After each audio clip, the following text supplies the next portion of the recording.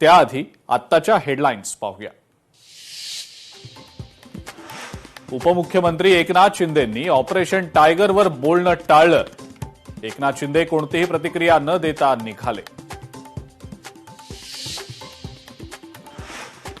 पवनराजे हत्याकांड प्रकरणाचा 20 जूनला निकाल लागणार, विशेष सीबीआय कोर्ट निकाल देणार।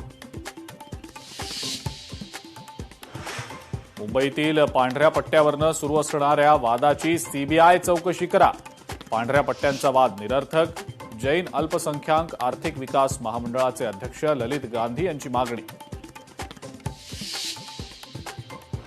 विधान परिषद निवडणुकीत महायुतीला क्रॉस वोटिंगची भीती वाटत असल्याचा दावा। महायुतीतील तीनही पक्ष बजावणार व्हीप, मतदानात गडबड टाळण्यासाठी महायुतीची विशेष खबरदारी।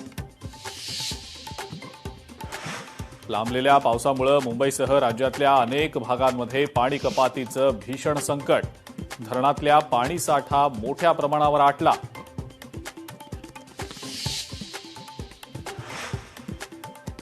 नागपूरमध्ये कॉकरोच जनता पार्टीचं आंदोलन, केंद्रीय शिक्षण मंत्री धर्मेंद्र प्रधान यांच्या राजीनाम्याची प्रामुख्यानं मागणी।